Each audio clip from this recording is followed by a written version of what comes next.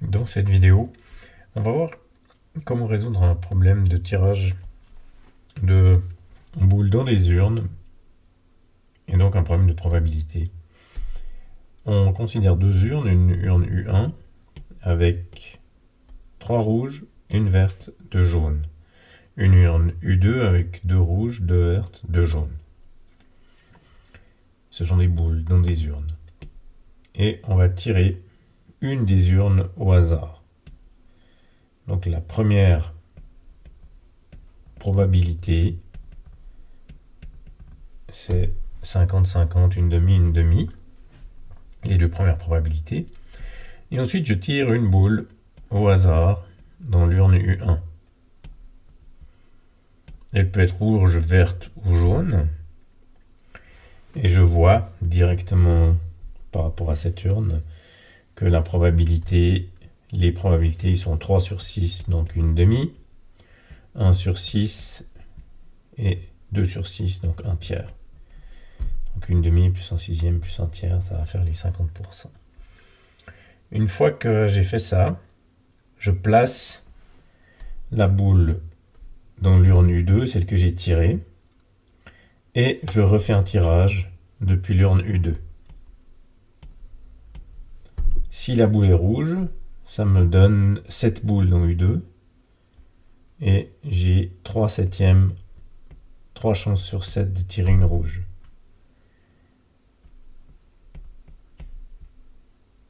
Les probabilités pour les deux autres se déduisent facilement du fait qu'on a 2 vertes ici, 2 jaunes, et puis là, virtuellement 3 rouges, vu qu'on a rajouté une rouge.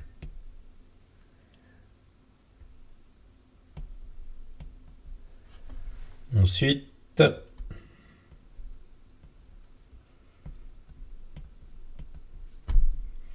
si la boule était verte, c'est presque le même motif. 2 rouges, 3 vertes, 2 jaunes. Et puis, si la boule était jaune,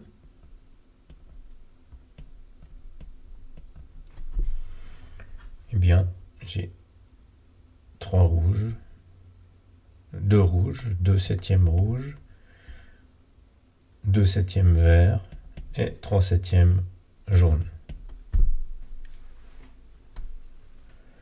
Ensuite, je commence à tirer dans l'urne U2.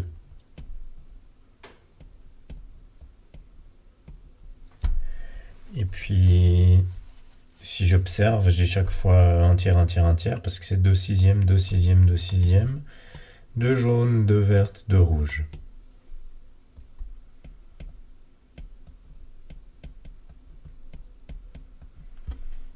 Ensuite, si j'ai tiré la rouge, je vais la placer dans U1.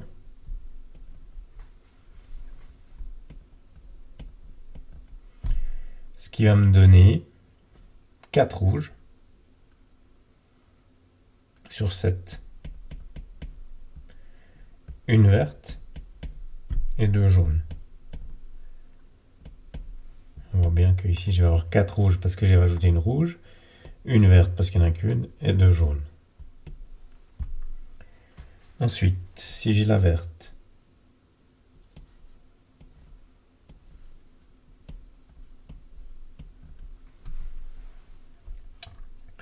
je vais avoir 3 septièmes, 2 septièmes, 2 septièmes.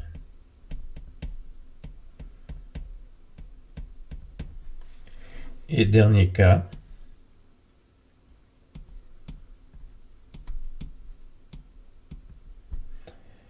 je vais avoir, donc j'ai tiré une jaune, 3 rouges, une verte et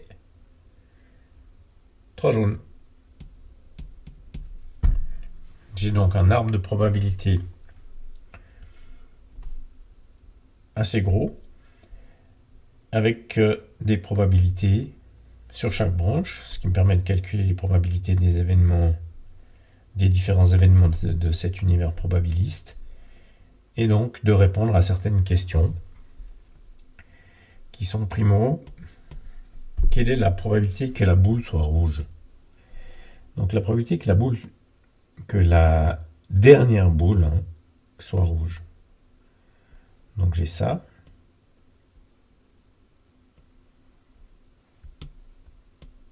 Trois branches en haut. Et puis 3 branches en bas.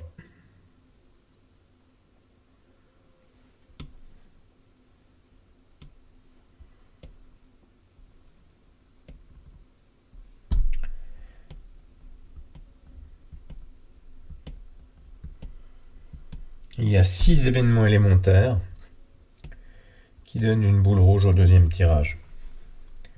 Pour les probabilités, je multiplie les probabilités sur chaque branche. Et donc pour la première, je vais faire une demi fois 3 septièmes. Ce qui me donne 3 divisé par 28. Pour la deuxième, je fais une demi fois 1 sixième fois 2 septièmes. Donc ça donne 1 douzième fois 2 septièmes. 2 sur 7 fois 12. 2 sur 84. Pour la troisième branche, une demi fois 1 tiers fois 2 septièmes. Donc ça me donne 2 sur 42, 6 fois 7, 42. Et pour la troisième, j'ai aussi une demi fois 1 tiers fois 4 septièmes cette fois. J'ai de nouveau les 42e, donc 4 42e. Pour la cinquième branche, une demi fois 1 tiers fois 3 septièmes. Ce qui me fait 3 42e. Et puis, pour la dernière, une demi fois 1 tiers fois 3 septièmes de nouveau. Ce qui fait de nouveau 3 sur 42.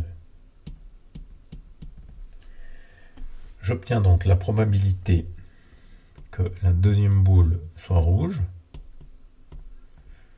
On ne sait pas quelle urne était là au départ, on ne sait pas quelle était la couleur de la première boule tirée. Par contre, on sait que la deuxième boule est rouge. Donc cet événement-là, décrit comme cela, nous donne une probabilité de 3 sur 28.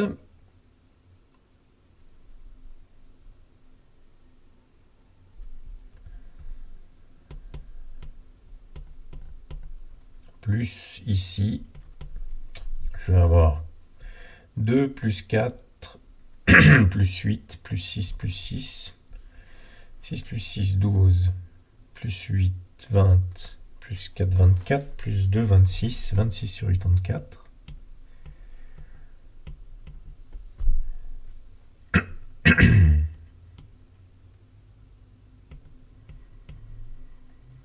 Ce qui donne 13 sur 42. 26 sur 84, c'est 13 sur 42.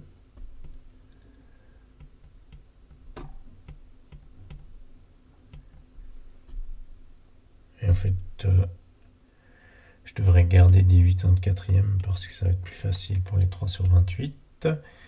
Donc j'avais 26 sur 84. Ce qui me donne 9 sur 84 plus 26, ça fait 35 sur 84.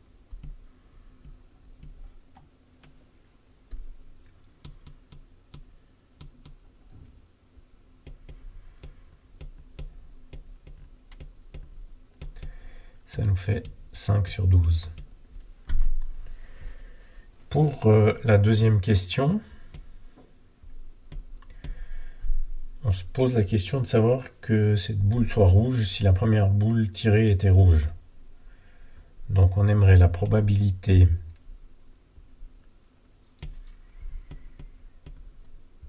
que la deuxième boule soit rouge si la première boule tirée était rouge. Donc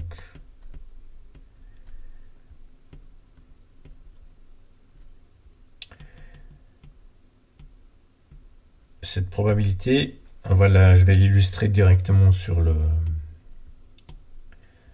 l'arbre, ce sera plus simple. Et donc, la probabilité soit que la boule soit rouge, et on sait que la première boule tirée est rouge.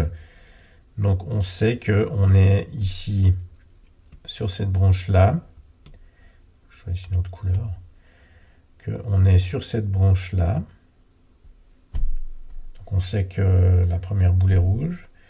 Et on est là, on sait que la première boule est rouge.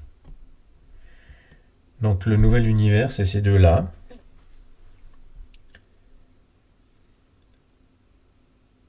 Et maintenant, donc, on sait que la première boule tirée était rouge.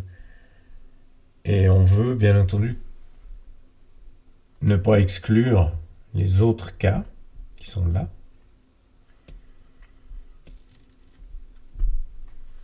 Ce qui me donne... si je sais que la première boule tirée est rouge, ben je complète les probabilités ici avec les autres couleurs. Donc ça, c'est le nouvel univers. 2 sur 28 pour vert. Et puis 2 sur 28, c'est la même. Hein. 2 sur 28 pour jaune. Puis là, ben, j'ai 2 sur 42 et 3 sur 42 pour vert. Et 3 sur 42. Ah non, je me trompe de branche. La première boule est rouge, donc j'ai ici 1 sur 42 pour cette verte-là. Et puis 2 sur 42 pour celle-là. Et donc j'ai une probabilité, la probabilité d'une nouvelle univers, c'est-à-dire celle par laquelle je vais diviser, qui va être 3 sur 28 plus 2 sur 28 plus 2 sur 28, ce qui nous fait 7 sur 28, c'est-à-dire un quart.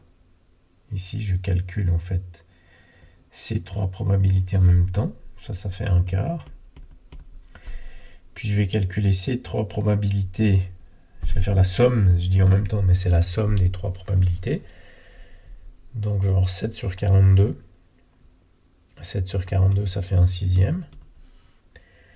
Et puis la probabilité des deux en même temps, c'est-à-dire que ce soit rouge et rouge, rouge et rouge, c'est-à-dire 4 sur 42, plus 3 sur 28. 4 sur... donc 3 sur 28 plus 4 sur 42.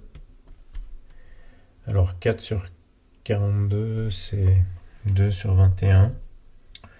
Ouais, ça m'arrange pas, je vais faire des 84e. Donc j'ai 9 84e plus 8 84e, ça fait 17. 17 sur 84 en haut. Et puis en bas, bah, ça fait 6 plus 4, 10. 10 sur 24.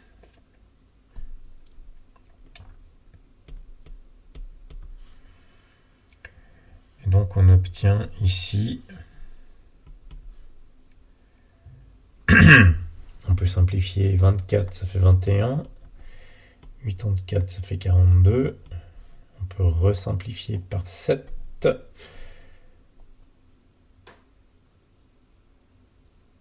Non, ça fait pas 21, là, ça fait 12. Je vais diviser par 4. Donc si je divise par 4 en haut et en bas, ça fait 21 en haut. Je divise par 4, 21 sur 6. Je peux encore diviser par 3, ça fait 7 sur 2. Ici, je vais avoir 7 sur 2 après division par 12, ce qui me donne 17 sur 7 fois 2 sur 10. Donc c'est 1 cinquième. Ce qui me donne 17 sur 35. Ça, c'est la probabilité pour la deuxième question. Et maintenant, pour la troisième question, on doit connaître la probabilité que la boule soit rouge, sachant qu'on a tiré l'urne U1.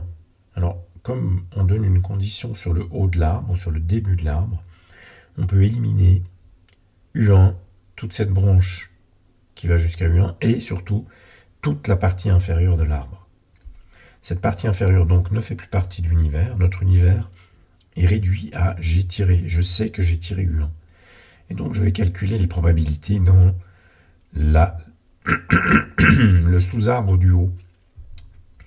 Et ce sous-arbre du haut nous donne comme probabilité 1/2 fois 3/7, c'est donc 3/14.